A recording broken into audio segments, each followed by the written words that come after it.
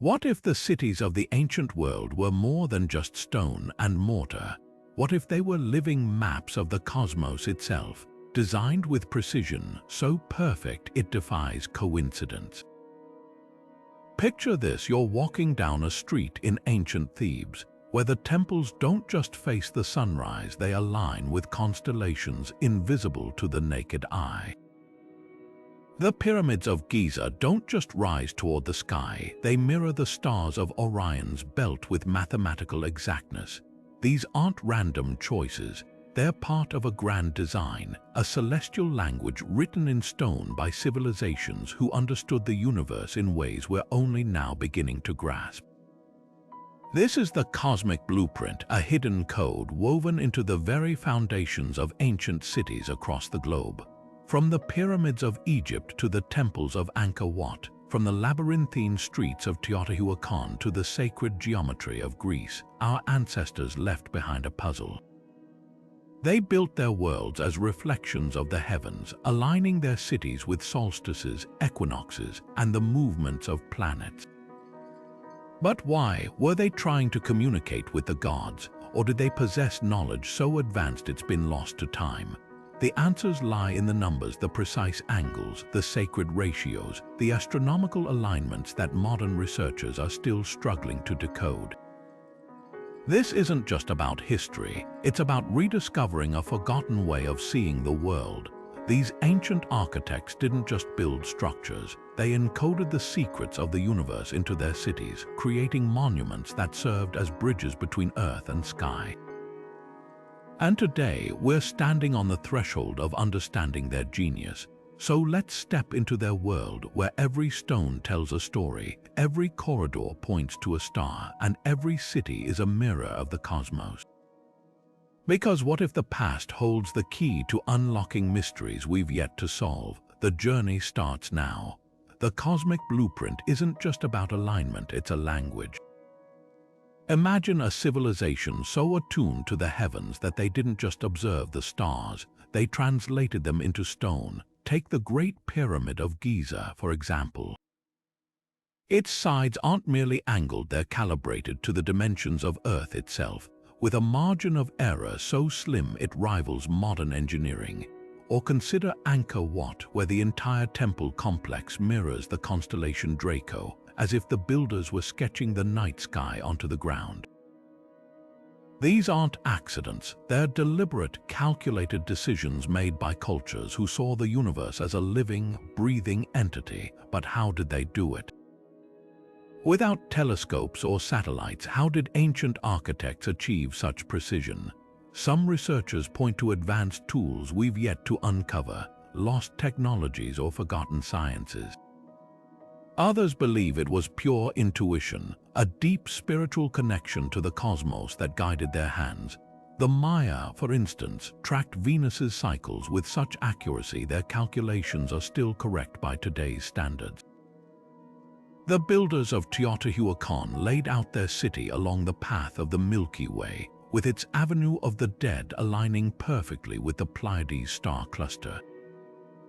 These weren't just symbolic gestures, they were acts of reverence, a way to ground celestial power into the earth. And then there's the math, sacred geometry, the Fibonacci sequence, the golden ratio repeats like a fingerprint across these ancient sites. The Parthenon's proportions, Stonehenge's concentric circles, even the spiral layouts of Celtic mounds all whisper the same universal code. It's as if these cultures shared a hidden textbook, one that taught them how to weave the fabric of reality into their cities. Were they trying to commune with the divine, or were they preserving knowledge for future generations, leaving clues in plain sight, the most fascinating part? These blueprints span continents and eras, connecting cultures that supposedly never met. How did the Egyptians and the Mayans both encode pi into their pyramids? Why do temples in India and South America share identical astronomical alignments? The cosmic blueprint suggests something profound, that beneath the surface of history, there's a thread tying humanity together, a shared understanding that the heavens and earth are meant to mirror one another. Maybe the ancients weren't just building cities, maybe they were building bridges between land and sky, past and future, us and them. And if we learn to read their language, what else might we discover? Sacred geometry wasn't just decorative, it was the heartbeat of ancient design, a silent symphony of shapes that resonated with the universe itself. Think of the golden ratio, that perfect spiral found in seashells and galaxies, echoed in the curve of the Parthenon's columns or the layout of Egypt's temples. It's as if these builders had cracked a cosmic code, embedding mathematical truths into their stone canvases.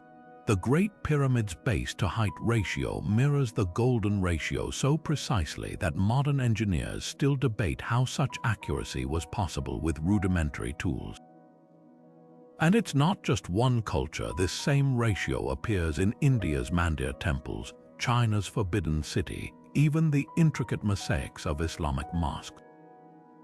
But why these shapes? To the ancients, geometry was more than lines and angles. It was alive with meaning. The circle symbolized eternity, the square represented the earth, and the spiral embodied growth and transformation. When the Maya built their pyramids with staircases counting the days of their sacred calendar, or when Celtic druids arranged stone circles to mark solstices, they weren't just constructing, they were conversing with the cosmos. The Fibonacci sequence, where each number builds upon the last, appears in the branching of trees and the petals of flowers, but also in the rise of Mayan temples and the chambers of Greece's Delphi oracle. These weren't coincidences, they were conscious choices, a way to weave the order of nature into human creation. Perhaps the most intriguing examples are the Platonic solids, perfect three-dimensional shapes like the tetrahedron and dodecahedron. Philosophers like Plato believed these forms were the building blocks of reality, and astonishingly, they're hidden in plain sight across ancient sites. The pyramids of Giza, giant tetrahedrons, the stone spheres of Costa Rica, near-perfect spheres, their purpose still a mystery. Even the layout of sacred sites like Stonehenge and Machu Picchu hint at these geometries, as if their creators were mapping the invisible scaffolding of the universe. What's striking is the consistency. From the deserts of Egypt to the jungles of Cambodia, separated by oceans and millennia, these cultures arrived at the same conclusions. Without shared blueprints, how did they all gravitate toward the same mathematical principles? Some argue it's evidence of a lost global civilization or extraterrestrial influence.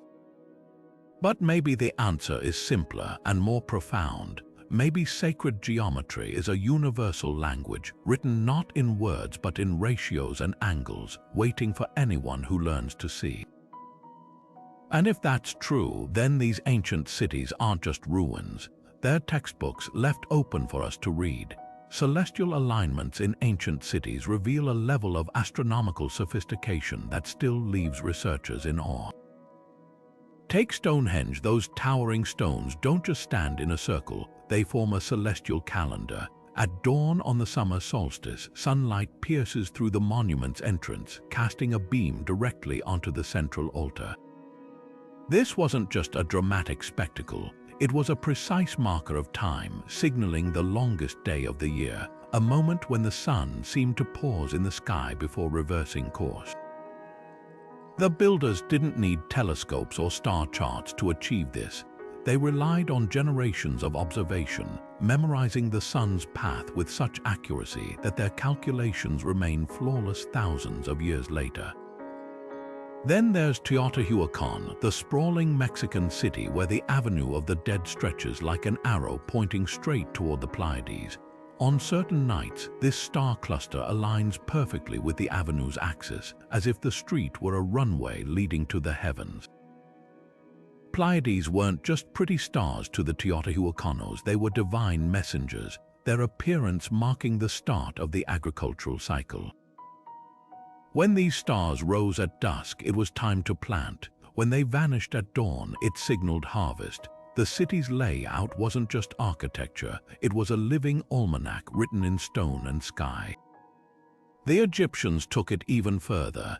The three pyramids of Giza don't just sit randomly on the plateau. They mirror Orion's belt, with each pyramid corresponding to a star in the constellation. But here's the mind-bending part. The Nile River mirrors the Milky Way in this celestial map, suggesting the entire landscape was designed as a reflection of the cosmos. For the Egyptians, Orion wasn't just a constellation, it was the home of Osiris, god of the afterlife. By duplicating the stars on Earth, they may have been creating a gateway for the pharaoh's soul to ascend to the heavens. What ties these cultures together is their shared obsession with precision. The Mayans tracked Venus's 584-day cycle with such exactness that their predictions were off by just 2 hours over 500 years. The builders of Angkor Wat arranged their temples to align with the equinoxes when the sun rises directly over the central tower, creating a halo effect that bathes the entire complex in golden light. These weren't artistic flourishes, they were acts of devotion, a way to synchronize human life with the rhythm of the universe. The deeper mystery is how they did it without modern tools. Some scholars suggest they used simple sticks and shadows, tracking the sun's movement over years. Others believe they had lost technologies like crystal lenses or advanced surveying instruments. But perhaps the most compelling explanation is patience. Generations of sky watchers passing down knowledge, refining their understanding until they could predict celestial events down to the minute. These alignments weren't just about practicality, they were about meaning. When the ancients built their cities to mirror the stars, they weren't just marking time, they were declaring their place in the cosmos. The heavens weren't distant, they were intimately connected to the earth, their movements dictating when to plant, when to celebrate, even when to build. In a world without electric lights, the night sky was a storybook, and these cities were their way of reading it aloud. So the next time you look up at the stars, remember, you're seeing the same sky they did. And somewhere, etched into the stones of forgotten cities, their message still shines. The precision of ancient builders wasn't just impressive, it was nearly impossible by modern standards. Take the Great Pyramid's base, a sprawling 13-acre foundation leveled to within a fraction of an inch. To put that in perspective, even with today's laser-guided tools, achieving such perfection across such a vast area would be a monumental challenge. Yet, the Egyptians did it over 4,000 years ago without blueprints or digital levels. Then there's Machu Picchu, where stones weighing tons fit together so tightly you can't slip a sheet of paper between them. These aren't just artistic choices, they're feats of engineering that allowed the city to endure centuries of earthquakes while modern buildings crumble after decades. How did they do it? Conventional history tells us these civilizations had simple tools: copper chisels, ropes, and wooden rollers. But that explanation feels incomplete when faced with stonework that defies physics. Some researchers speculate about lost technologies, advanced tools, or techniques erased by time. Could the ancients have possessed machinery we've yet to rediscover? There are whispers of crystal lenses for precision cutting, or even sound-based levitation methods described in obscure texts. The ancient Indian epic, the Mahabharata, mentions flying machines and weapons that sound eerily like modern technology. Could these be fragments of a forgotten science? Others argue the secret wasn't tools but knowledge. The Pythagorean theorem, credited to the Greeks in the 6th century BCE, appears in Babylonian tablets 1,000 years earlier, and in the dimensions of pyramids built millennia before that. Was there a shared, ancient understanding of mathematics passed down through secret schools or oral traditions? The Dogon people of Mali, for instance, knew about Sirius B, a star invisible without telescopes, centuries before modern astronomy confirmed its existence. Their elders spoke of advanced astronomical teachings from ancestral visitors. Coincidence or evidence of a deeper legacy? Then there's the intuitive angle. Indigenous cultures worldwide speak of listening to stones, sensing their natural fractures and shapes. The Inca stonemasons might have used this tactile wisdom, fitting rocks like a puzzle rather than forcing them into place. Modern engineers call it counterintuitive design, building with nature's irregularities instead of against them. Maybe the ancients didn't need advanced tech because they had advanced perception, honed by lifetimes of observation and reverence for materials. What's undeniable is how these achievements upend our linear view of progress. We assume technology evolves in a straight line, but history is full of paradoxes, like the Antikythera mechanism, a 2,000-year-old Greek device that predicted eclipses with gearwork more precise than anything until the Renaissance. Could entire chapters of human ingenuity have been lost only to be reinvented centuries later? The deeper we dig, the more these ancient wonders seem less like relics and more like breadcrumbs leading us to rethink not just the past, but the limits of human potential. The Serpent slithers down the steps of Chichén, Itzá's pyramid, twice a year, not as a living creature but as a play of light and shadow, a celestial serpent born from the precise angles of the Mayan builders. On the spring and autumn equinoxes, the setting sun casts triangular shadows along the pyramid staircase, merging with stone serpent heads at the base to create the illusion of a giant snake descending from the heavens.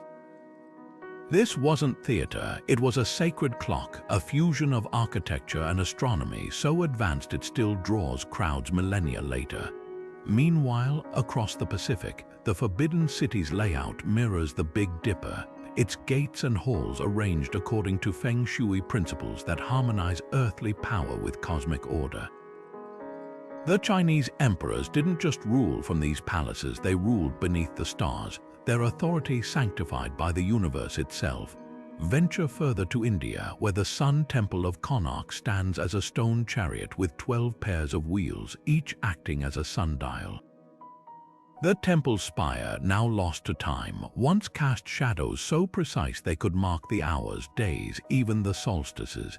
The builders didn't just worship the sun, they trapped its movement in stone, turning their sacred site into a working celestial instrument. And in Peru, the Nazca lines stretch across the desert, their animal shapes invisible from the ground but perfectly aligned with solstice sunrises and mountain peaks. These weren't random etchings, they were a sprawling observatory, a map of the heavens drawn on the earth. The most haunting question isn't how these cultures achieved such precision, but why they all arrived at the same conclusion. Separated by oceans, languages, and centuries, how did the Mayans, Chinese, Indians, and Peruvians all decide to build their sacred sites as mirrors of the cosmos? Some theorists point to a lost global civilization, perhaps Atlantis or another advanced culture, that seeded this knowledge worldwide before vanishing.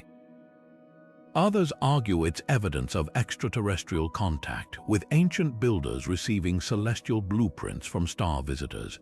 But there's a simpler yet profound possibility that humanity itself, when deeply attuned to nature, can't help but replicate its patterns. Consider the spiral. It's in hurricanes, galaxies, seashells, and in the stepwells of Rajasthan, where staircases coil like DNA into the earth. It's in the labyrinthine paths of Chartres Cathedral, where pilgrims walked the same sacred geometry found in Cretan ruins 2,000 years earlier. These repeating shapes suggest something innate, a universal grammar of design written into our collective consciousness. The ancients didn't need satellites or smartphones to see the connections between earth and sky. They simply looked, listened, and built what they felt. Yet the sheer mathematical exactness still baffles us. The Mayan calendar, accurate to within seconds over centuries. The Great Pyramid's alignment to true north with a margin of error smaller than a modern compass. These achievements force us to reconsider what primitive really means. Maybe advanced technology isn't always about gadgets and wires. Maybe it's about knowledge, deep, intuitive, and honed over generations that we've since forgotten. The cosmic cities stand as silent teachers, their lessons carved not in words but in stone and shadow, waiting for us to decipher them anew. The golden ratio isn't just a number, it's a fingerprint of the cosmos etched into the very fabric of reality. Picture the Parthenon's majestic columns, each spaced and tapered so that the space between them relates to their height by that magical ratio of 1.618. Step back and the entire facade fits inside a perfect golden rectangle, as if the builders were tracing an invisible template handed down by the gods. Now shift your gaze to the Great Pyramid, where the slant of its sides divides its height in the same divine proportion. Even the chambers inside align to this ratio, creating acoustics that hum with harmonic resonance. These aren't accidents, they're deliberate choices, a silent language spoken by architects who understood that beauty wasn't subjective, it was mathematical. But here's the astonishing part. This same ratio appears in the curl of a nautilus shell, the spiral arms of galaxies, even the branching of veins in a leaf. The Fibonacci sequence, where each number is the sum of the two before it unfolds in pine cones and hurricanes, its ratios creeping closer to 1.618 the larger the numbers grow. The ancients didn't have microscopes or telescopes, yet they somehow knew this pattern was the universe's blueprint. The Egyptians called it the sacred cut. The Greeks worshipped it as the divine proportion, and Leonardo da Vinci, centuries later, sketched the Vitruvian Man inside a circle and square, his navel perfectly marking the golden split between head and toes. Why did cultures across time and space fixate on this one ratio? Some argue it's hardwired into us, that our brains are wired to find golden proportions pleasing, whether in a face, a flower, or a temple. Studies show people consistently rate golden rectangles as more visually appealing than other shapes, suggesting an instinctive pull toward this harmony. But the ancients took it further. They believed the golden ratio was a bridge between the physical and spiritual worlds. In India, Hindu temples like the Brihadiswara used the ratio to align earthly structures with celestial rhythms, believing precise geometry could channel divine energy. The Maya encoded it into their pyramids, where staircases count the days of sacred cycles, blending time and space into a single equation. The real mystery isn't just where the ratio appears, but how these builders applied it with such precision. Parthenon's architects carved each column with a slight bulge, knowing the human eye would perceive straight lines as concave unless adjusted by, you guessed it, golden proportions. The pyramid builders scaled their monuments to mirror Earth's dimensions, with a ratio linking the structure's height to the planet's polar radius. These feats required more than intuition. They demanded advanced mathematical understanding, yet no surviving texts explain their methods. Were they working from lost scrolls of knowledge? Or did they inherit secrets from an even older civilization, one that grasped the universe's hidden rules long before Pythagoras put a name to them? Perhaps the most tantalizing clue lies in nature itself. When bees build honeycombs, they choose hexagons, the most efficient shape for storage, yes, but also one deeply tied to golden geometry. Sunflowers pack their seeds in spirals that follow Fibonacci numbers, maximizing space and sunlight. Even the human ear coils like a golden spiral, tuned to resonate with specific sound frequencies. It's as if the ancients weren't inventing beauty, they were discovering it, uncovering a code written into everything from the smallest shell to the grandest temple. And if that's true, then their buildings weren't just shelters or shrines. They were echoes of the cosmos, stone whispers of a truth we're still learning to hear. Astro-archaeology bridges the gap between the earthbound and the celestial, revealing how ancient architects turned their cities into stone observatories. Modern researchers peer into the past using advanced software that rewinds the night sky, stripping away millennia of light pollution and planetary drift to reveal constellations as our ancestors saw them. The results are staggering, like discovering that the pyramids of Giza don't just vaguely resemble Orion's belt, they're a near-perfect terrestrial replica, but with one catch. The alignment matches Orion's position not during the pyramid's accepted construction era around 2500 BC, but 12,000 years earlier in 10,500 BC. This discrepancy ignites fierce debate. Were the pyramids built far earlier than we think, or did the builders intentionally harken back to an even more ancient epoch, embedding a memory of the sky as it looked in a mythical golden age? The same mystery unfolds in Cambodia, where the towers of Angkor Wat stretch across the landscape like a star chart made tangible. When researchers superimposed the temple complex onto the night sky, the correlation was undeniable. The main towers trace the shape of the Draco constellation, while surrounding structures mirror lesser stars in the dragon's tail. But Angkor Wat's celestial ties run deeper. The temple's central tower aligns with the spring equinox sunrise, casting shadows that slither down staircases like the Naga serpents of Khmer legend. These aren't random acts of artistry. They're deliberate calibrations suggesting the builders saw time as a spiral rather than a line, a cycle where celestial events repeated and architecture served as both clock and compass. What's most compelling is how these patterns repeat across disconnected cultures. In Peru, the Nazca lines, those massive geoglyphs etched into the desert, align with solstice sunrises and the rising of the Pleiades, the same stars venerated by the Maya and the builders of Teotihuacan. In Ireland, Newgrange's prehistoric passage tomb floods with light only on the winter solstice, a phenomenon requiring precise knowledge of the sun's lowest arc.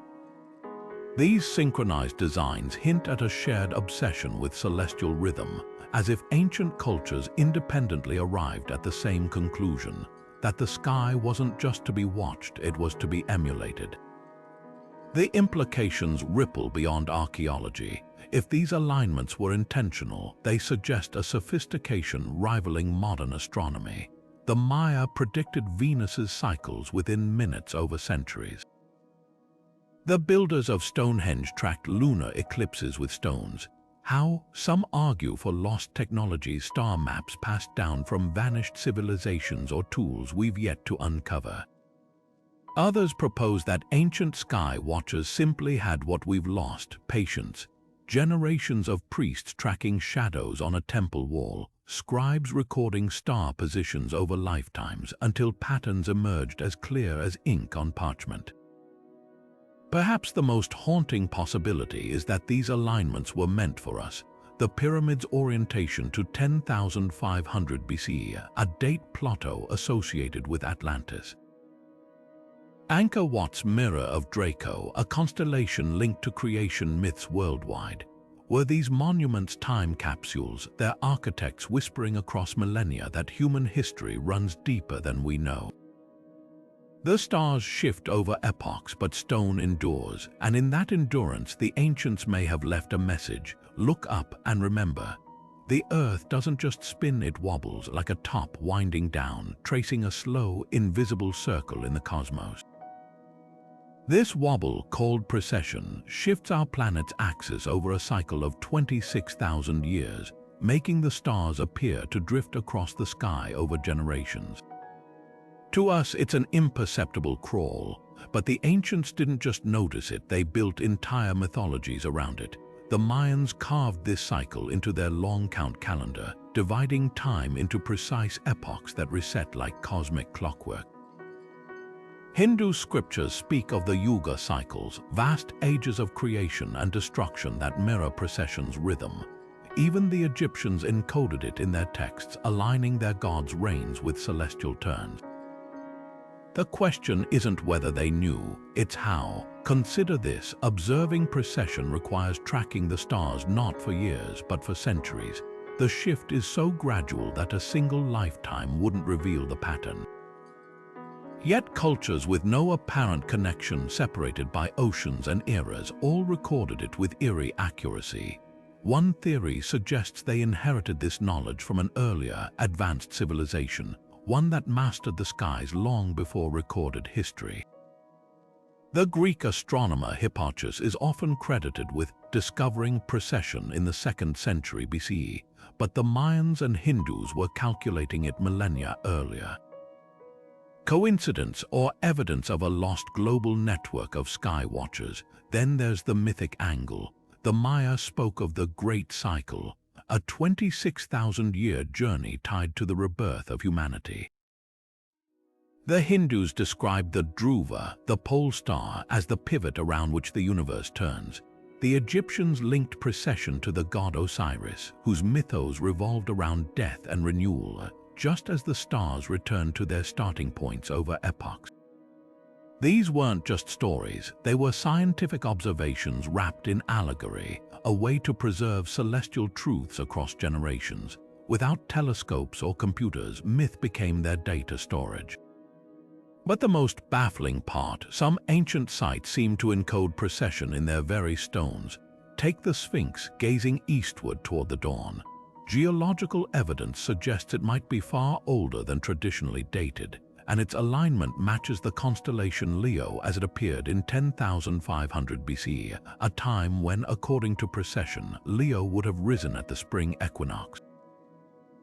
Was the Sphinx built as a marker for this celestial era? And if so, by whom? The same question echoes in Cambodia's Angkor Wat, where carvings depict the churning of the Milky Ocean, a myth that mirrors the processional tug of war between constellations over millennia.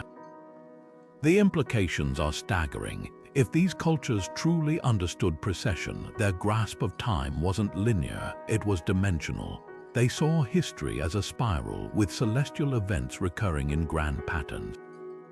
Modern science confirms they were right. Ice ages, magnetic pole shifts, even mass extinctions loosely align with precessional cycles. Were the ancients trying to warn us? Or were they simply honoring the universe's grand rhythm, a dance so slow only the most patient observers could hear its music? Either way, their legacy challenges everything we thought we knew about the past.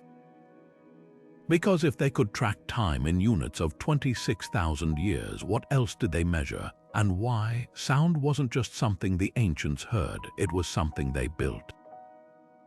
Step inside Malta's Hypogeum, a labyrinthine underground temple carved from solid limestone over 5,000 years ago, and you'll discover a sonic marvel.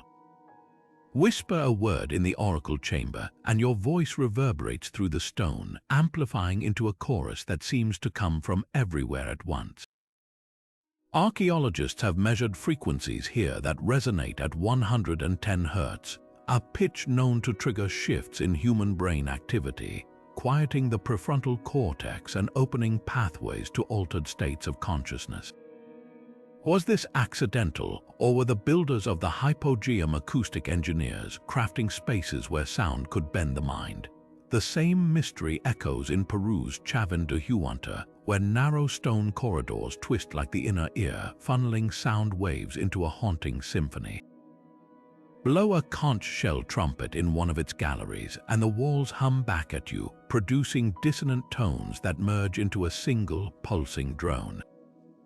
Modern experiments show these frequencies can induce trance-like states, making the temple's carvings of transformed shamans, half human, half jaguar, suddenly make sense. The ancients might have been using sound as a bridge between worlds, sculpting stone to trap vibrations that could dissolve the boundary between the physical and the spiritual.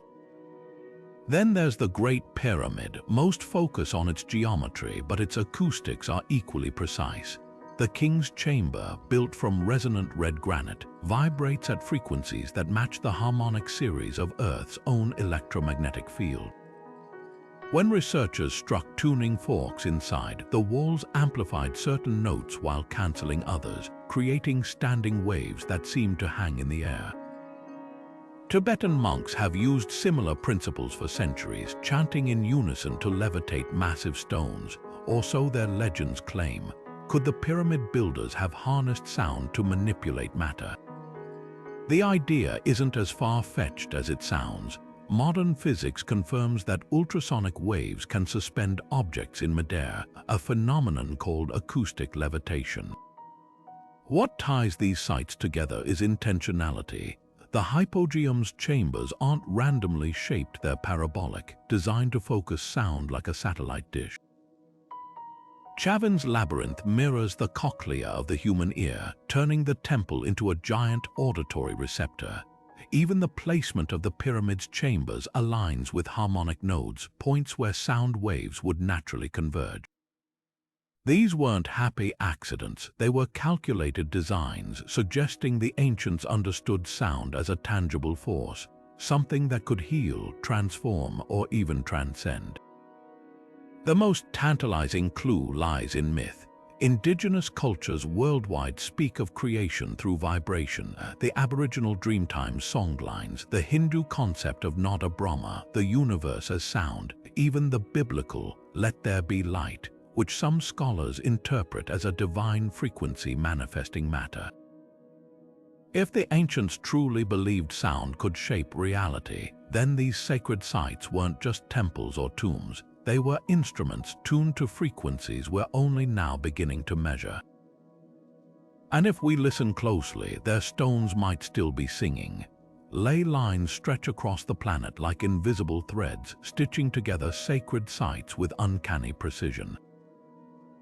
Picture standing at Stonehenge, where those ancient monoliths don't just mark solstices, they anchor a node in a vast, interconnected web. Trace a straight line from there to the Great Pyramid, and you'll find it intersects with Machu Picchu, Easter Island's Moe, and the temples of Angkor Wat. These aren't random dots on a map, they're deliberate placements, as if the ancients were following a hidden blueprint written into the earth itself. But what are ley lines? Some researchers describe them as channels of telluric energy, natural currents that flow through the planet's crust, much like meridians in the human body. Modern instruments have detected spikes in electromagnetic activity at these intersections, with some sites emitting frequencies that defy conventional explanation. At Avebury, another stone circle in England, compass needles spin erratically and cameras capture unexplained light anomalies. In Peru, the Nazca lines sit atop underground waterways, their geoglyphs mirroring the paths of subterranean rivers. Coincidence or evidence that ancient builders could feel the Earth's energy, using it to amplify their sacred spaces? The idea isn't as far-fetched as it sounds. Traditional Chinese geomancy, or feng shui, has long emphasized the importance of Kai, the life force that flows through landscapes. The Incas built their temples atop huacas, spots where they believed spiritual energy converged. Even medieval cathedral builders aligned their structures with dragon lines, said to carry divine power. Today, dowsers, those who use rods or pendulums to detect energy, report intense vibrations along ley lines, as if tracing the pulse of the planet. Then there's the practical angle. Could these energy grids have served a function beyond the spiritual? Some theorists propose that ley lines acted as a prehistoric power grid, with megalithic sites functioning like batteries or transmitters. The Great Pyramid's granite chambers, rich in quartz, could have harnessed piezoelectric energy, the same property that powers modern wristwatches. Experiments show that when pressure or vibration is applied to quartz, it generates an electric charge. If the pyramid sat atop a ley line, the Earth's natural vibrations might have turned it into a subtle energy generator. The same principle could explain why so many ancient sites feature quartz-rich stones, from Karnak's standing stones to the crystal-laden walls of Tiwanaku. But skeptics argue that ley lines are simply artifacts of human psychology, our brains wired to seek patterns, even where none exist. After all, draw enough lines on a map and some will inevitably connect distant landmarks. Yet the sheer volume of aligned sites, coupled with anomalous energy readings, keeps the debate alive. Recent studies using LiDAR technology have revealed even more hidden connections, like the straight, miles-long causeways linking Mayan cities through dense jungle, perfectly aligned to celestial events and underground water sources. Perhaps the most compelling question isn't whether ley lines exist, but why they mattered. To the ancients, the Earth wasn't inert, it was alive, breathing, humming with energy. Building on these lines wasn't just about geography, it was about harmony. A temple on a ley line might resonate like a tuning fork, syncing human rituals with the planet's rhythm. A stone circle could act as an antenna, channeling cosmic forces into the soil. We've lost that visceral connection in our concrete world, but the lines remain silent, waiting, humming beneath our feet. And every time we stumble upon another alignment, another anomaly, we're reminded that the past might hold secrets we've yet to fully understand. The streets of Babylon didn't just run straight, they ran sacred. Every brick, every gate, every intersection was a deliberate echo of the cosmos. The city was a perfect square, its walls aligned with the four cardinal directions, mirroring the ancient Mesopotamian belief that heaven itself was divided into quarters. At its heart stood the Etemenanke ziggurat, a towering stairway to the gods, its 7 tiers symbolizing the 7 known celestial spheres. This wasn't just urban planning, it was celestial cartography, a map of the universe etched into the earth. Now leap across the ocean to Tenochtitlan, the Aztec capital rising from Lake Texcoco. Its layout wasn't arbitrary, it was a microcosm of their creation myth. The city's 4 sectors mirrored the 4 directions of the cosmos, while the great temple at its center represented the mythical mountain where the gods birthed the sun. Even the canals radiating outward echoed the sacred flow of time and space. To walk its streets was to traverse the Aztec universe, where every turn held ritual significance. But here's what's truly remarkable. These designs weren't just poetic, they functioned. Babylon's grid facilitated trade and administration, its symmetry reflecting their belief in divine order. Tenochtitlan's causeways doubled as ceremonial processional routes, aligning with the sunrise on key festival days. The temples weren't just spiritual centers, they were anchors, axis mundi where heaven and earth met. When the priests climbed their steps, they weren't just performing rituals, they were reenacting the cosmic ladder climbed by gods and ancestors, the deeper pattern. These cities were alive with intention. In Egypt, Thebes' Karnak temple complex was a stone echo of the Milky Way, its hypostyle hall's columns rising like frozen starlight. In China, Xi'an's grid followed feng shui principles, channeling Kai along streets that mirrored the celestial bureaucracy. Everywhere, solstices and equinoxes were etched into the urban fabric, like at Cahokia, where the woodhenge posts marked the sun's path with mathematical precision. What does this tell us? Ancient city builders saw no divide between the practical and the profound. A street wasn't just a path, it was a celestial meridian. A wall wasn't just a boundary, it was a cosmological marker. Their blueprints whispered a truth we've since forgotten, that human life flourishes when woven into the patterns of the cosmos.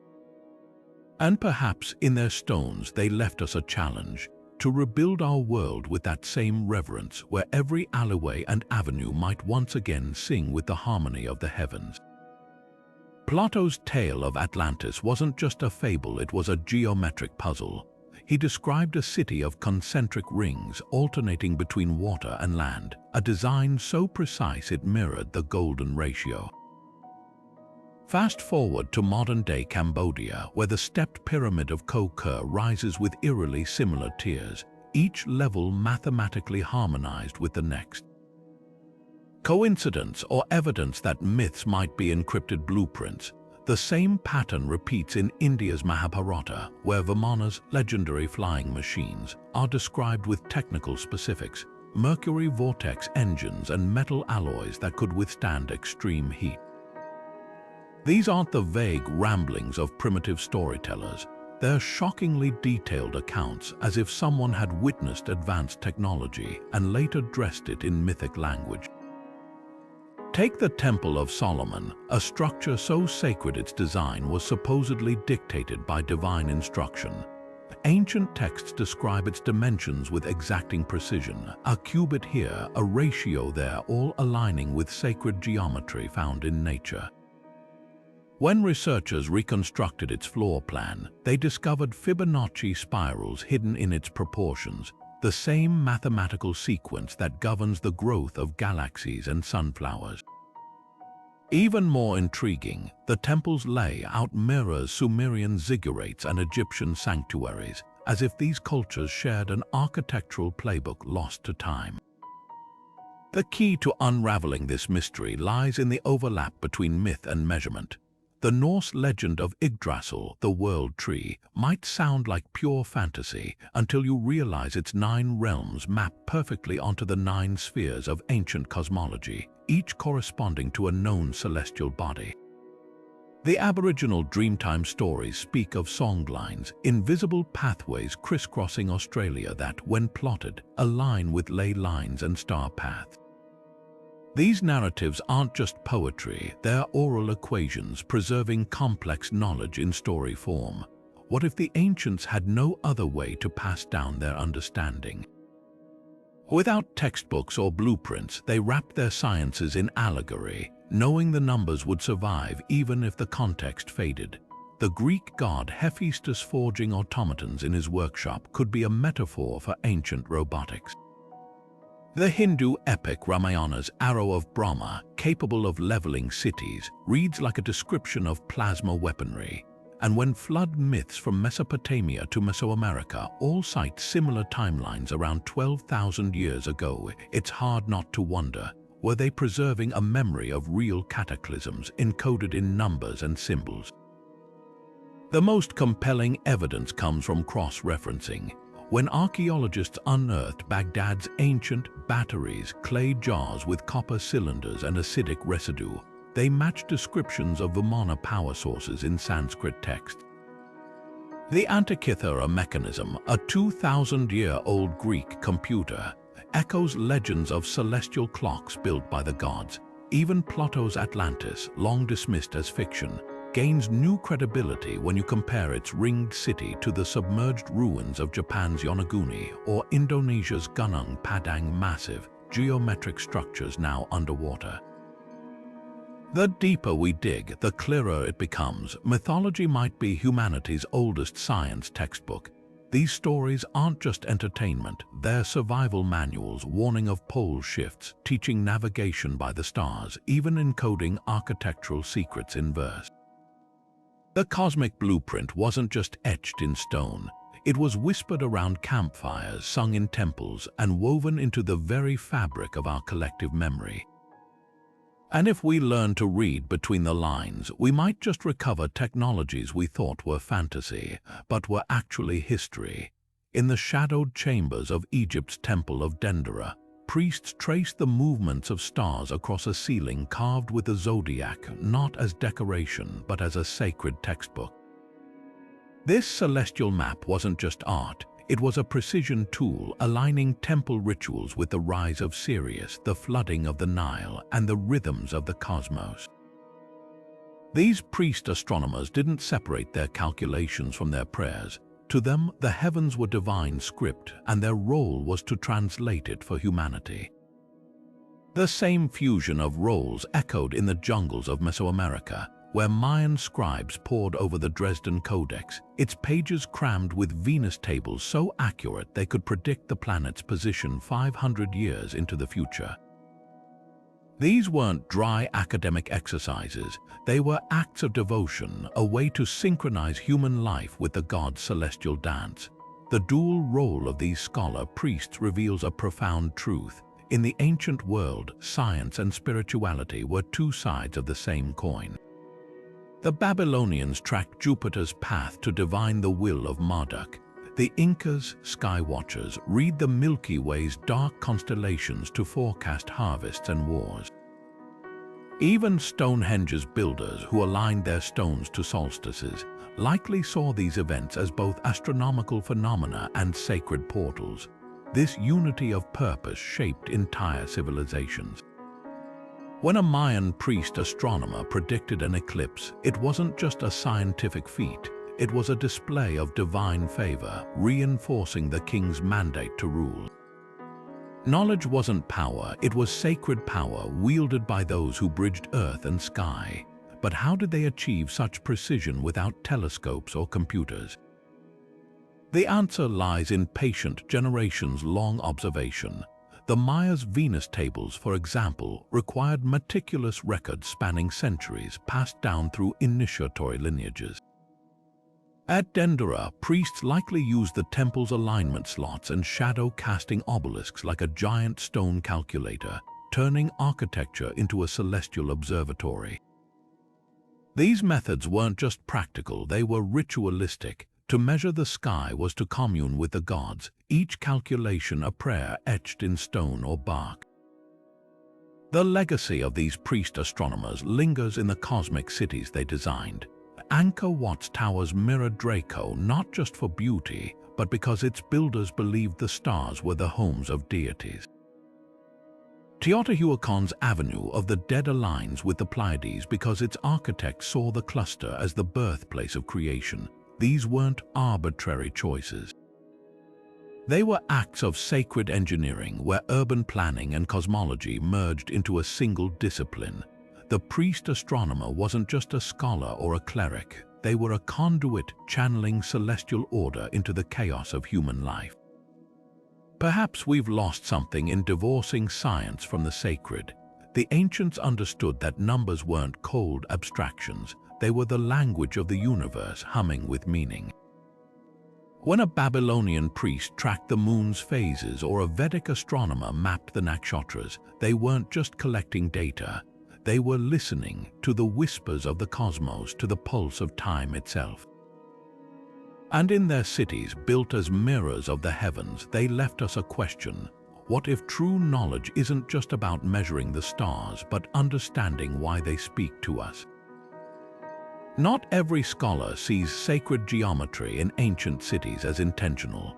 Some argue that astronomical alignments are simply chance after all. If you build enough structures, a few will inevitably line up with stars or solstices by accident. They point to statistical analyses showing that many claimed alignments fall within natural margins of error. The pyramids might resemble Orion's belt, but does that prove design or just our brain's tendency to find patterns, even where none exist? Mainstream archaeologists often dismiss cosmic blueprints as wishful thinking, retrofitting modern theories onto ancient sites without solid evidence from texts or artifacts. For them, Occam's razor applies. The simplest explanation, that these were ceremonial centers or tombs, is usually the right one, yet anomalies persist. The Antikythera mechanism, a corroded bronze device salvaged from a 2,000-year-old shipwreck, shatters assumptions about ancient technology. With its intricate gearwork predicting eclipses and planetary movements, it proves that Hellenistic engineers achieved mechanical sophistication rivaling 18th-century clocks. If this one artifact survived, what else was lost? Similarly, the precision of the Great Pyramid's construction, aligned to true north with a margin of error smaller than many modern buildings, defies the primitive tools narrative. These outliers force even skeptics to admit that ancient ingenuity might be chronically underestimated. Then there are the radical theories. Erich von Däniken's Chariots of the Gods popularized the idea that extraterrestrials guided ancient builders, pointing to massive structures like Baalbek's megalithic stones, some weighing over 1,000 tons. How, critics ask, could humans without cranes or pulleys move such blocks? Others, like Graham Hancock, propose a lost high-tech civilization, an advanced culture wiped out by a cataclysm like the Younger Dryas impact, whose survivors seeded knowledge across the globe. These ideas, often dismissed as pseudo-history, gain traction from puzzling consistencies. Why do pyramids on opposite continents share nearly identical angles? Why do flood myths from Mesopotamia to Peru describe similar timelines? Mainstream science pushes back hard. There's no physical evidence of Atlantis or alien visitors, they argue, and attributing ancient achievements to outside forces risks denying non-Western cultures their own brilliance. The Maya didn't need spacefarers to master Venus's cycles. They had generations of meticulous observation. the Incas' seamless stonework, a testament to patient craftsmanship, not anti-gravity devices. Yet the debate itself is valuable. It forces us to question assumptions about linear progress, the idea that technology always advances. The Antikythera mechanism reminds us that innovation isn't guaranteed. Knowledge can be lost, sometimes for millennia. Perhaps the truth lies somewhere in between. Maybe ancient cultures developed unique forms of science we're still deciphering, not alien but profoundly different. Their technology might have been acoustic, geomantic, or even neurological, harnessing brain states we've yet to replicate. The Nazca lines, visible only from the air, could reflect shamanic flight visions rather than literal blueprints. The key is staying open. Dismissing all anomalies as coincidence is as limiting as attributing everything to aliens. The cosmic blueprint controversy isn't just about the past, it's about humility. How much of history's tapestry remains unread, and what might we discover if we dare to look beyond the textbook? Modern technology is peeling back layers of time, revealing what the naked eye could never see.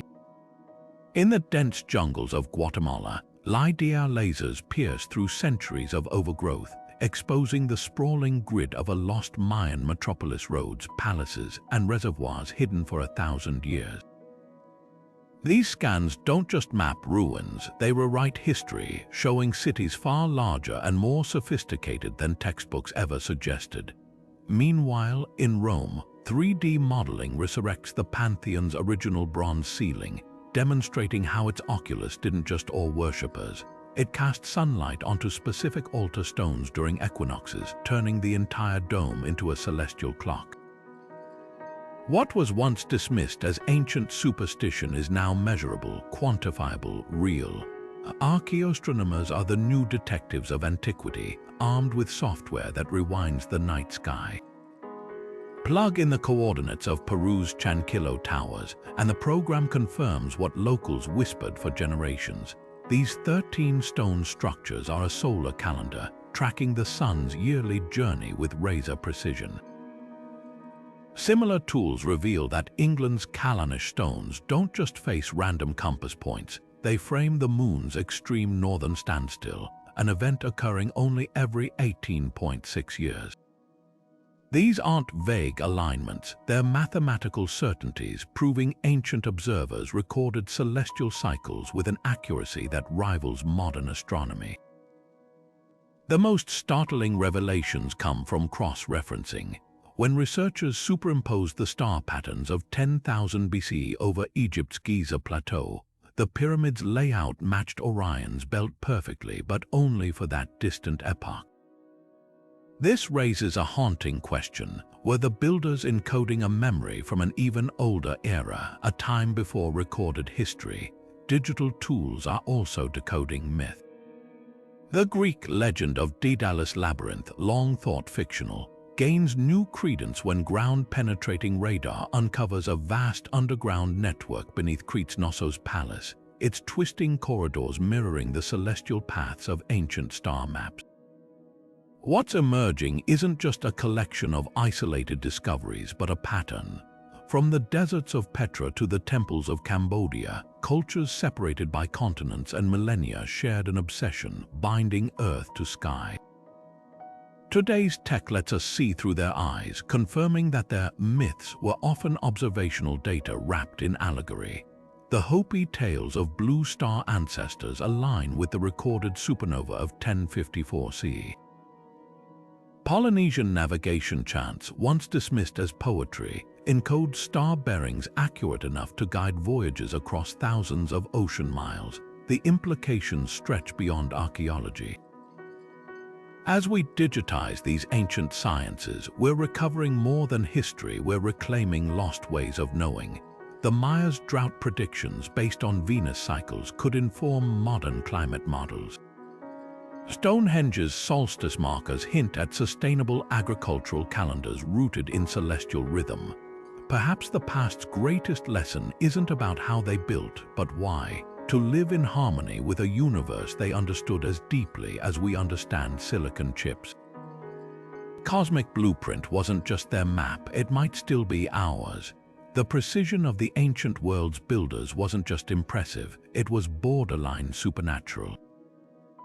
Take the Inca stonemasons of Machu Picchu, who shaped granite blocks so precisely that even today, you can't slide a credit card between them. No mortar, no glue, just stones cut with such exactness that they've withstood centuries of earthquakes, settling into each other like a living puzzle. Modern engineers struggle to explain how they achieved this without metal tools or blueprints, let alone replicate it. Then there's Roman concrete, a 2,000-year-old recipe that not only outlasts modern cement but actually grows stronger in seawater, thanks to a volcanic ash mixture we've only recently begun to understand. While our highways crumble after decades, Rome's Pantheon still stands under the world's largest unreinforced concrete dome, defying time and gravity. The scale of these projects is just as staggering. The Mesopotamians built ziggurats towering over their cities, massive stepped pyramids that functioned as bridges between earth and heaven. The Great Ziggurat of Ur, for instance, rose like a man-made mountain, its bricks stamped with the name of King Ur-Nammu, as if to say, this isn't just architecture, it's a covenant with the gods. These weren't just piles of mud brick, they were engineered with drainage systems to withstand torrential rains, their cores reinforced with reed mats to prevent collapse. The ancients didn't just build, they built for eternity, weaving resilience into every layer. What's truly humbling is how much we're still learning from them. Japanese researchers recently discovered that the secret to the Incas' earthquake-proof walls might lie in their slight flexibility, stones shifting just enough during tremors before settling back into place, a technique now inspiring modern seismic designs. Meanwhile, scientists are reverse engineering Roman concrete, hoping to replicate its self-healing properties for coastal cities threatened by rising seas. Even the alignment of ancient cities, once dismissed as purely ceremonial, is being revisited. The way Teotihuacan's grid aligns with celestial events might hold clues to urban planning that harmonizes with natural energy flows, a concept today's architects are calling biomorphic design. But here's the real mystery. How did cultures separated by continents and millennia arrive at such similar solutions? The Incas' polygonal masonry mirrors the precision of Japan's earthquake-resistant Ishi-no-Mi walls. The Egyptians' use of inclined planes and counterweights finds echoes in the pulley systems of medieval European cathedrals. Were these ideas transmitted along lost trade routes, or is there something deeper at play, a universal intuition about how to work with stone, earth, and force? Some researchers suggest these builders tapped into a forgotten science of sacred geometry, where shapes and ratios weren't just aesthetic but functional, channeling natural energies we're only beginning to measure. The legacy of these ancient engineers isn't just in their stones, it's in their philosophy. They saw no divide between the practical and the sacred. A pyramid wasn't just a tomb, it was a resonance chamber tuned to cosmic frequencies. A temple's alignment wasn't just symbolic, it was a way to harness the sun's path for heating and cooling. In an age before fossil fuels, they mastered passive solar design, ventilation, and acoustics with nothing but observation and intuition. Maybe that's their greatest lesson. Innovation doesn't always mean inventing something new. Sometimes it means rediscovering what's been buried in plain sight, the wisdom of those who built not just for their time, but for all time. And as we face our own challenges, climate change, resource scarcity, their blueprints might hold answers we've been too modern to see. For the ancients, a city was never just a place to live. It was a living prayer, a mirror of the cosmos itself. Walk through the ruins of Teotihuacan, where the Avenue of the Dead doesn't just connect temples, it traces the path of the Milky Way, transforming the bustling metropolis into a terrestrial echo of the heavens. The Aztecs, who later discovered these ruins, called it the City of the Gods, not because of its size, but because they recognized its deeper purpose, to bind human life to celestial rhythms. This wasn't architecture as we understand it today. It was cosmology in stone, a testament to a worldview where the universe wasn't an indifferent void, but a conscious, interconnected web of meaning. Compare that to our modern cities, grids of steel and glass designed for efficiency, where streets are numbered, not aligned with solstices, and skyscrapers compete for height, not harmony with the stars. The ancients saw no division between the sacred and the functional. A Mayan ball court wasn't just a sports arena. Its orientation marked Venus's journey, and the game itself reenacted the cosmic struggle between light and darkness. In Egypt, the Temple of Karnak wasn't merely a place of worship. It was a scale model of creation, its columns carved like papyrus reeds to evoke the primordial marsh from which life emerged. Every brick, every corridor whispered the same truth. Humanity wasn't separate from the universe. It was a participant in its grand design. This holistic vision challenges our modern dichotomy between science and spirit. Today, we marvel at the precision of ancient astronomers who tracked planets without telescopes, yet dismiss their belief that those planets were deities as mere superstition. But what if both perspectives hold truth? The Maya calculated solar eclipses down to the minute, but they also saw them as moments when the sun god required nourishment through ritual. Their science wasn't cold calculation, it was a dialogue with the cosmos, where data and devotion intertwined.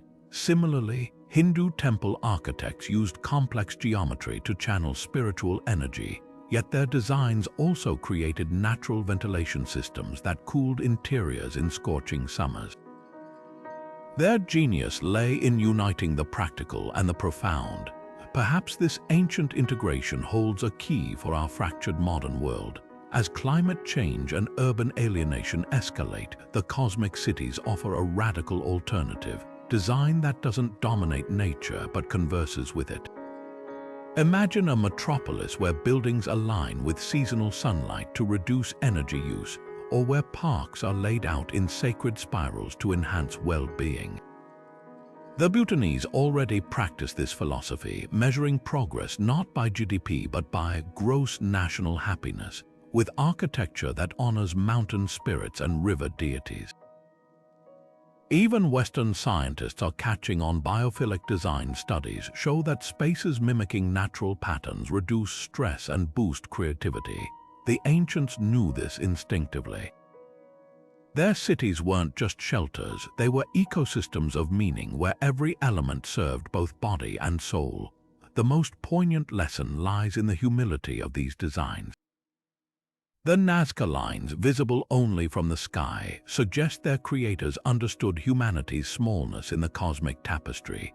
Stonehenge's builders tracked solstices not to control nature but to align with its cycles. In an age of climate crisis, this shift from domination to cooperation feels urgent.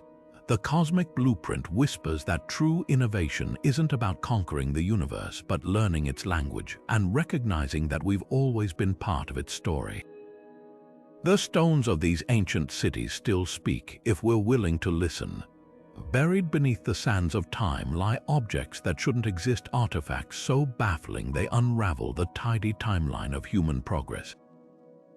Take the Baghdad battery, a clay jar from 2,000 years ago containing a copper cylinder and an iron rod, traces of acidic residue still clinging to its walls. Replicas prove it could generate a small electric current, leading some to wonder, was this ancient Mesopotamia's version of a primitive battery? Skeptics argue it might have held sacred scrolls or been a storage vessel, but the design aligns eerily with basic electrochemical principles. Then there's the Piri Reis map, drawn in 1513 by an Ottoman admiral using far older sources. It shows Antarctica's coastline, not as it appears under ice, but as it might have looked thousands of years earlier when the continent was last ice-free. Modern sonar mapping confirms its shocking accuracy. How could a 16th century cartographer depict a landmass buried under miles of ice, a place humanity wouldn't discover for another 3 centuries? These anomalies aren't just curiosities, they're cracks in the foundation of conventional history. The Antikythera mechanism, a corroded bronze device salvaged from a shipwreck off Greece, contains gearwork so advanced it wouldn't be matched until the Renaissance. Its dials tracked planetary movements, predicted eclipses, and even accounted for athletic games like the Olympics. For centuries, historians insisted ancient Greeks lacked such precision engineering until this clockwork computer surfaced, forcing them to reconsider. Similarly, the Saqqara bird, a wooden figurine from Egypt's Old Kingdom, resembles a modern glider with its aerodynamic wings and tail fin. When scaled up and tested in wind tunnels, it demonstrates lift properties, sparking debates about whether the Egyptians understood principles of flight millennia before the Wright brothers. Mainstream archaeology often labels these finds as out-of-place artifacts or OP arts objects that defy their era's presumed technological capabilities. Some dismiss them as hoaxes or misidentifications. The Baghdad battery could be a coincidental storage jar. The Piri Rise map might blend lucky guesses with creative license. But the sheer volume of these anomalies raises uncomfortable questions. Why do so many cultures, from the Maya to the Vedic scholars, describe flying machines in sacred texts? How did medieval alchemists in Europe and China independently stumble upon near-identical formulas for metallurgy and chemistry?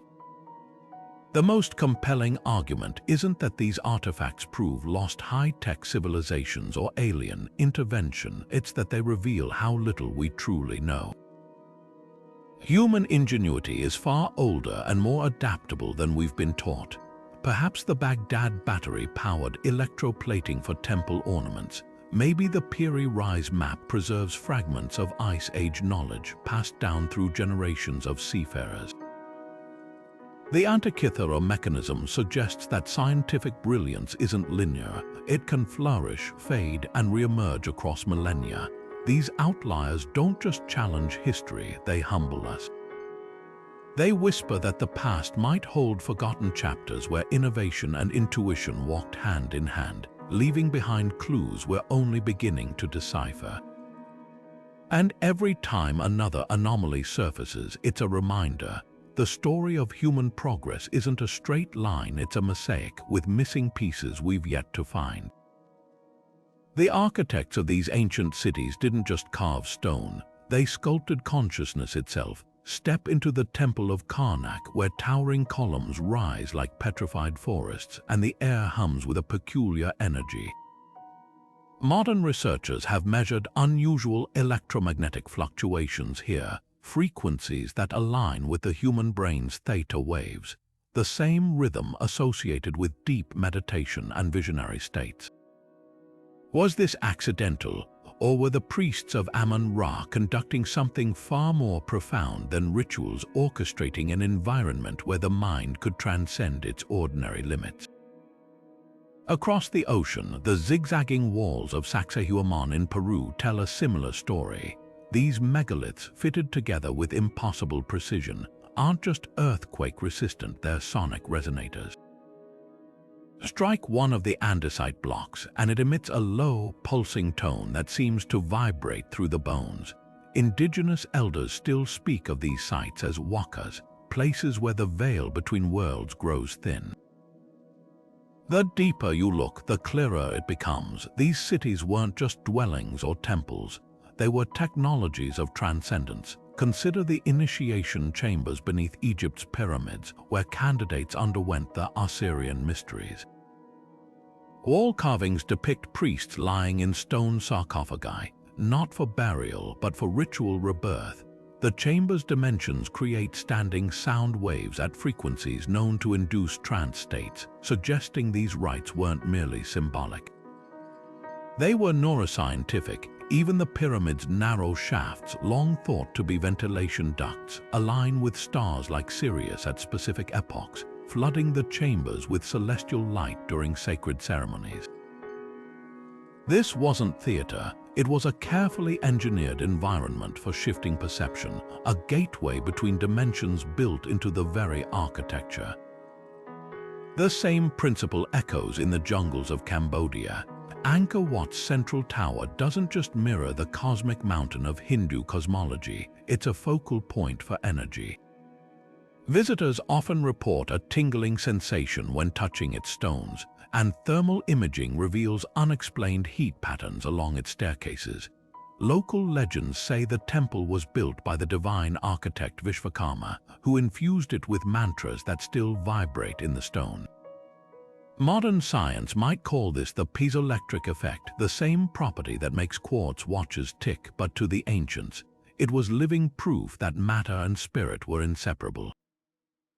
What unites these sites is their insistence on experience over dogma. Unlike modern churches or mosques where worship is often verbal and communal, these spaces were designed for direct, visceral encounters with the numinous. The labyrinths of Crete, the subterranean temples of Malta, the serpentine passageways of Central America's pyramids, all share a common feature. They force the body to move in prescribed patterns, disorienting the rational mind to open doors to other states of awareness. It's no coincidence that many indigenous traditions describe these places as where the gods walk, not as metaphor but as lived reality. The implications ripple far beyond archaeology. If these cities were spiritual machines, they suggest a lost science of consciousness, one that didn't separate the sacred from the physical. The Mayan ball courts, with their echoing acoustics and precise celestial alignments, might have been more than games. They could have been resonance chambers, using sound and movement to synchronize participants' brainwaves with cosmic cycles.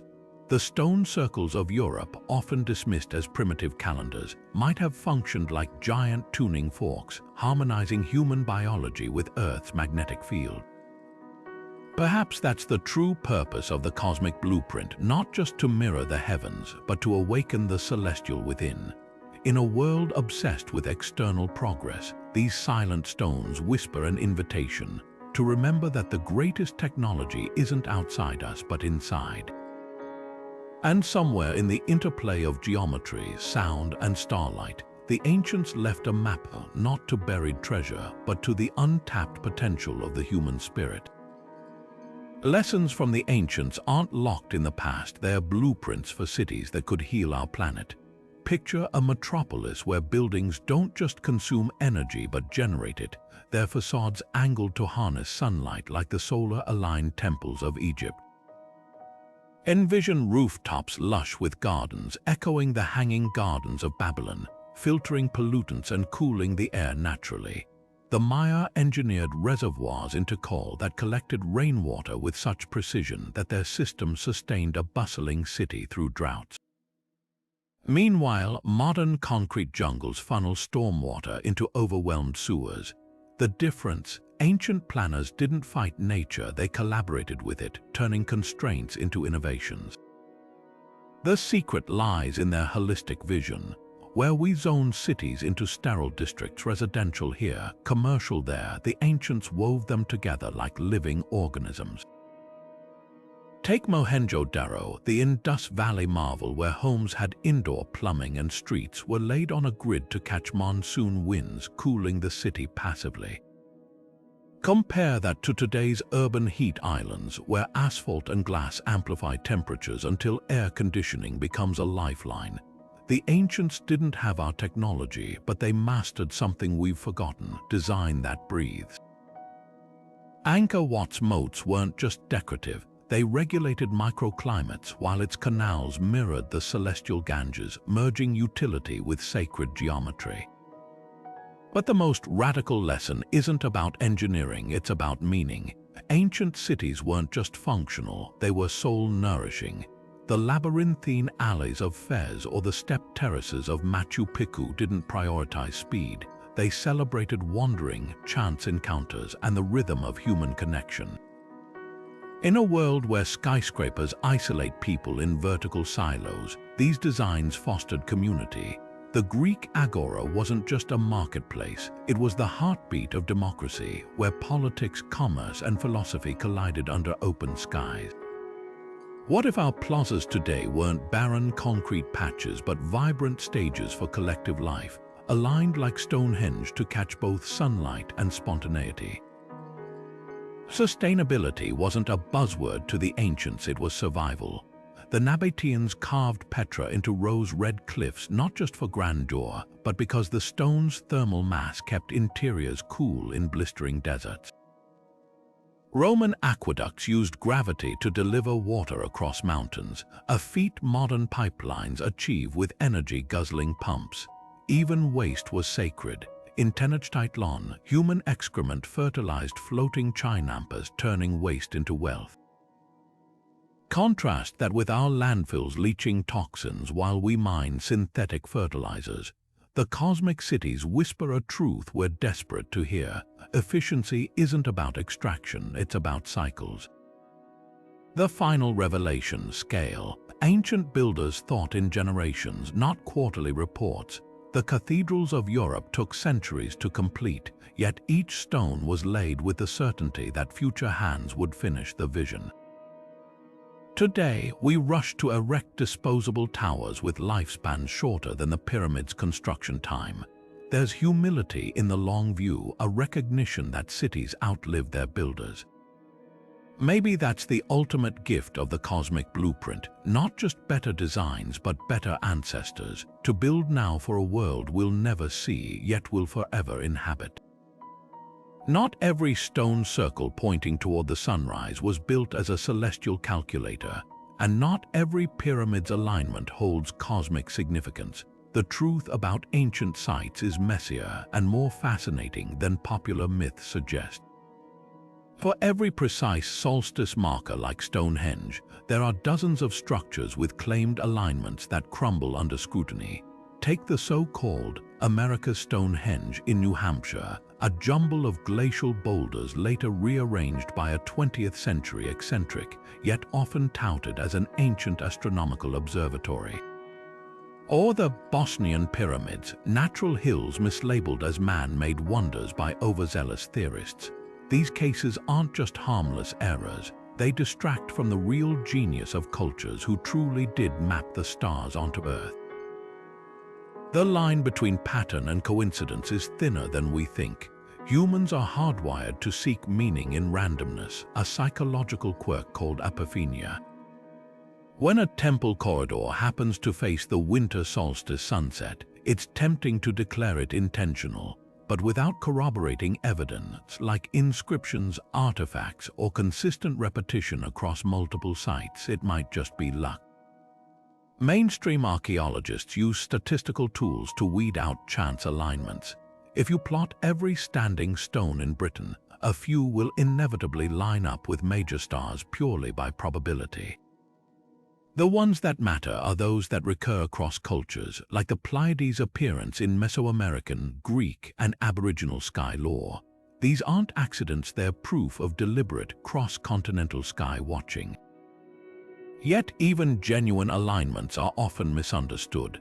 The Nazca Line spider geoglyph was long thought to point to Orion, until researchers realized it actually mirrors the constellation's position as it appeared 2,000 years before the Nazca culture existed. The truth: the spider aligns with local irrigation channels, reflecting earthly concerns rather than celestial ones. Similarly, Egypt's Great Pyramid does point north, but not perfectly. Its slight deviation, once dismissed as error, now appears intentional. The builders likely corrected for atmospheric refraction, accounting for how light bends near the horizon. This isn't sloppy work, it's sophistication beyond what we credited them with. The danger isn't just getting history wrong, it's robbing ancient people of their humanity. Claiming aliens built the pyramids implies Egyptians couldn't have achieved such feats themselves. Insisting every alignment has mystical significance ignores the practical brilliance of cultures who tracked stars to plant crops or navigate oceans. The Maya didn't need extraterrestrial help to predict Venus. They had generations of scribes recording its cycles on bark paper codices. The Polynesians didn't require crystal skulls to sail the Pacific. They memorized wave patterns and bird migrations. Separating fact from fantasy doesn't diminish the past, it deepens our respect for it. When we focus on verifiable wonders, like how Chichén Itzá's El Castillo pyramid creates a serpent shadow illusion twice yearly, or how Angkor Wat's bas-reliefs encode monsoon cycles, we see ancient minds grappling with the same questions we do. How does the universe work? Where do we fit in? The answers they left aren't in secret codes or alien blueprints. They're in the patient, painstaking work of people who studied the sky not as outsiders, but as participants in its grand design. And that's more extraordinary than any myth. Beneath the waves off the coast of India, sonar scans reveal the ghostly outlines of Dwarka, a city said to belong to the god Krishna, now submerged for millennia. In Cambodia, LiDAR peels back jungle canopies to expose vast, interconnected temple complexes older than Angkor Wat. And deep in the Peruvian Andes, drones map undiscovered Nazca-like geoglyphs etched into remote plateaus. These aren't just new sites, they're portals to forgotten worlds, waiting to recalibrate our understanding of ancient cosmic architects. The frontier of cosmic archaeology isn't shrinking. It's exploding, with every technological leap offering fresh lenses to peer into the past. What makes this moment unprecedented is the fusion of disciplines rewriting the rules of discovery. Archaeoastronomers now partner with quantum physicists, using muon tomography to peer through pyramid walls like cosmic X-rays, revealing hidden chambers without lifting a stone. Computer scientists train AI to decode undeciphered scripts like the Indus Valley symbols or Rongo Rongo of Easter Island, patterns too complex for human eyes to untangle. Meanwhile, geologists analyze stone samples with atomic precision, tracing the origins of megaliths across continents, revealing trade routes and cultural connections invisible to earlier generations. The walls between archaeology and astrophysics are crumbling. When researchers overlay ancient star maps with modern simulations of precessional shifts, they're not just studying buildings, they're reverse engineering the celestial software that guided their construction. The most tantalizing mysteries lie where land meets water. Nearly 70% of Earth's surface is ocean, and rising sea levels since the last ice age have swallowed countless coastal settlements. Off Japan's Yonaguni, massive stepped structures hint at a sunken civilization contemporary with the pyramids. In the Baltic Sea, divers investigate a strange circular anomaly some believe could be a Neolithic monument. These underwater sites offer pristine time capsules, untouched by later human interference. Marine archaeologists equipped with 3D photogrammetry can now reconstruct entire submerged cities digitally, preserving their layouts down to the centimeter layouts that often echo the same celestial alignments found on land. But the future of cosmic archaeology isn't just about finding new sites, it's about listening to them in ways we've never tried. Archaeoacoustics researchers are mapping how sound waves behave in ancient chambers, revealing how specific frequencies might have been used to induce trance states. Materials scientists study the piezoelectric properties of temple stones, asking if certain rocks were chosen for their ability to generate subtle electrical charges under pressure. Even botanists contribute, analyzing pollen trapped in millennia-old mortar to reconstruct the sacred gardens and medicinal plants that once surrounded these sites. The cosmic blueprint wasn't just written in stone and sky, it was woven into every aspect of the environment. What keeps scholars awake at night are the gaps in our knowledge, the missing pieces that could connect civilizations separated by oceans. Why do the spiral carvings at Ireland's Newgrange mirror petroglyphs in Peru's Chichén de Huanta? How did Bronze Age cultures from Britain to China independently develop nearly identical bronze alloys? The answers may lie in undiscovered texts, like the sealed libraries rumored beneath Tibet's Potala Palace, or the untranslated trove of Mayan codices still hidden in private collections. With hyperspectral imaging, even burned or faded manuscripts can yield secrets, their ink signatures detectable at wavelengths invisible to the naked eye. This isn't just academic curiosity, it's a race against time. Climate change erodes coastal ruins, looting strips sites of artifacts, and political instability locks away entire regions from research. Yet never before have we had such powerful tools to preserve and interpret what remains. The next decade could unveil revelations as transformative as the discovery of the Dead Sea Scrolls or the tomb of Tutankhamun, perhaps proof of a shared global cosmology or a technological principle lost for ages. The cosmic blueprint's full story is still being drafted, and with each excavation, each algorithm, each beam of LiDAR piercing the jungle canopy, we're not just uncovering history. We're remembering a way of seeing the world that might hold keys to our future. Walking these ancient streets, the weight of centuries presses into the soles of your shoes. The stones beneath your feet aren't just weathered rock, they're pages in a story written by hands that measured the heavens. There's a hush here, something deeper than silence. It's the echo of 1,000 whispered prayers, of astronomers tracing Venus's path with bare fingers against clay tablets, of architects who didn't just build walls but wove the cosmos into mortar. You can almost feel it, the way the afternoon light slants through a temple corridor, striking a carving of the sun god at the exact moment predicted 3,000 years ago. This isn't ruin, it's a conversation across time. What strikes you isn't just their precision, but their purpose. Modern cities pulse with the rhythm of efficiency, traffic lights, schedules, the relentless tick of productivity. But in places like Teotihuacan or Karnak, time moves differently. The avenues don't rush you forward, they pull you into alignment. Stand on the Avenue of the Dead at dawn during the equinox, and the rising sun doesn't just illuminate the street, it transforms it into a river of gold, a mirror of the Milky Way overhead. The builders didn't just want you to see the stars, they wanted you to walk among them. There's humility in these designs too. The Nazca lines, invisible from the ground, only reveal their forms from the vantage point of birds or gods. The architects never saw their work in its entirety, yet they trusted in something greater, an audience of celestial beings or generations yet unborn. Compare that to our skyscrapers stamped with corporate logos demanding to be seen.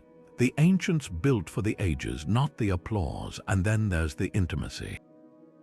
In the tight spiral of Newgrange's passage tomb, where winter solstice light creeps forward like a living thing, you realize these weren't abstract calculations. They were acts of devotion, a way to tether human lives to the turning of the cosmos. A child born under the alignment of Orion's belt in Giza, a marriage blessed by the Pleiades rise over Angkor Wat. These weren't metaphors. They were lived realities, proof that the universe wasn't out there. It was here in the harvest, the birth, the quiet cadence of days measured by shadows on stone. Perhaps that's the true gift of these places. They don't just show us how to build, they show us how to belong. To stand in Machu Picchu's Temple of the Sun, where the summer solstice light slips through a window to ignite the altar, is to understand that reverence isn't about grandeur. It's about reciprocity, the acknowledgement that every brick laid, every star chart carved was a pact with the sky. We've spent centuries conquering nature, but the cosmic cities whisper a different truth. We weren't meant to dominate the heavens. We were meant to dance with them, and in that dance there's an invitation. The same stars that guided Polynesian navigators still shine. The same equations that shaped the Parthenon still resonate in seashells and galaxies. The blueprint isn't locked in the past. It's waiting in the tilt of a rooftop catching the equinox sun, in a garden planted by lunar phases, in the simple act of looking up and remembering that we, too, are part of the pattern. The stones don't just whisper of what was, they hum with what could be. This isn't just history, it's a roadmap. Imagine waking up in a city where every building hums with the same harmony as Angkor Wat's temples, where streets curve like the golden spiral of a nautilus shell, guiding you not just to your destination but into sync with the world around you. Picture hospitals designed like Egypt's healing sanctuaries, where sunlight pours through precisely angled windows at solstice, bathing patients in frequencies that science is only now discovering can reduce pain and speed recovery. Envision neighborhoods arranged like the concentric rings of Plato's Atlantis, where shared gardens and communal spaces echo the sacred geometry of Stonehenge, fostering connection instead of isolation. This isn't fantasy, it's possibility. The ancients didn't just leave us ruins, they left us a challenge to rebuild with the same reverence they held for the cosmos. The stakes couldn't be higher. As climate chaos escalates, we're realizing our concrete grids and fossil-fueled towers are dead ends, but the cosmic blueprint offers alternatives. The Maya's drought-resistant reservoirs could inspire water systems in parched cities. The passive cooling of wind-catching Persian towers could slash energy use in scorching metropolises. Even something as simple as aligning a skyscraper to the sun's path, like Newgrange's lightbox, could cut heating bills by half. This isn't about abandoning technology, it's about fusing it with ancient wisdom. Solar panels shaped like lotus leaves to maximize absorption. High-speed trains following the serpentine energy lines the Incas mapped beneath their cities. The future isn't just smart, it's sacred, but the real shift isn't in bricks or blueprints, it's in perspective. The night sky was the ancients' compass, clock, and cathedral. For us, it's an afterthought, drowned out by city lights and screens. Yet when you stand beneath the stars at Choco Canyon, where the ancestral Pueblones carved spiral petroglyphs that track the moon's 18-year cycle, something primal stirs. That's not nostalgia, it's recognition. We're wired to navigate by Orion's belt, to feel our pulse sync with the lunar tide, to sense the magnetic pull that guided Polynesians across oceans without GPS. Reclaiming that connection doesn't mean rejecting modernity, it means enriching it. Imagine an app that doesn't just tell you the weather but alerts you when the Pleiades rise, marking the optimal planting date passed down by Babylonian farmers. Or a school curriculum where kids learn geometry by measuring the angles of local pyramids before touching a textbook. The invitation is clear: look up tonight, really look. Those same stars that whispered secrets to the builders of Göbekli Tepe 12,000 years ago still gleam above your rooftop. The mathematics that harmonized the Parthenon's columns still resonate in the spirals of your fingerprints. You don't need a time machine to walk the cosmic path. You just need to see the world as they did, not as a resource to exploit, but as a living, breathing partner in the dance of existence. The next chapter of human ingenuity won't be written by those who conquer nature, but by those who, like the ancients, listen to it. So tell me, when the universe leans in and murmurs its old secrets, will you be ready to answer? From the pyramids to the stars, the cosmic blueprint is a testament to human genius and mystery.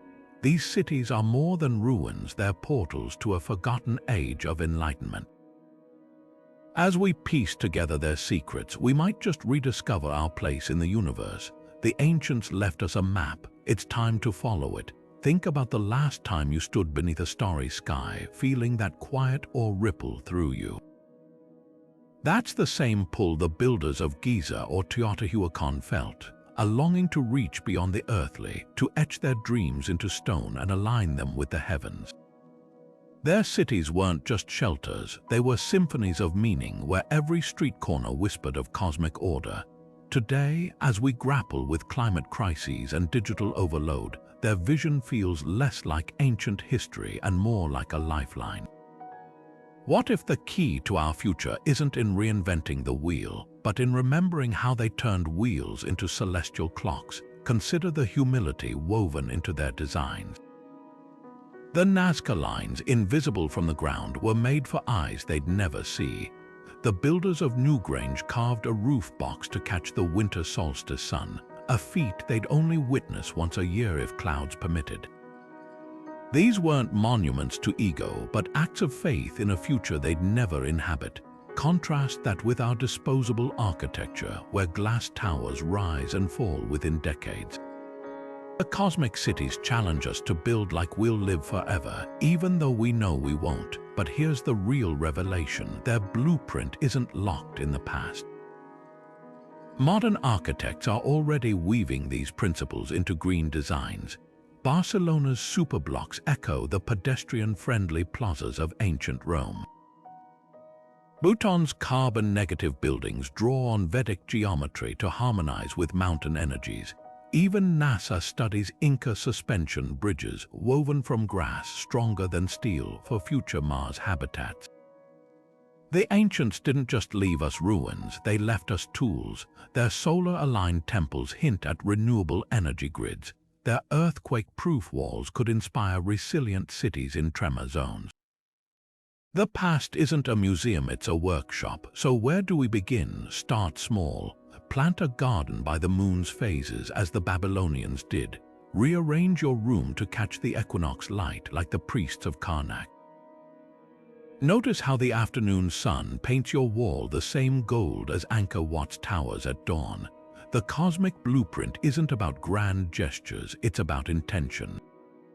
It's remembering that every time we align our lives with nature's rhythms, we're speaking the ancients' language. The stars they charted still shine. The stones they placed still hum. The invitation isn't to mimic their world, but to rebuild ours with the same reverence, where skyscrapers might one day track solstices and subway maps overlay ley lines. The map they left isn't carved in stone. It's written in the wind, the waves, the tilt of Earth toward the sun.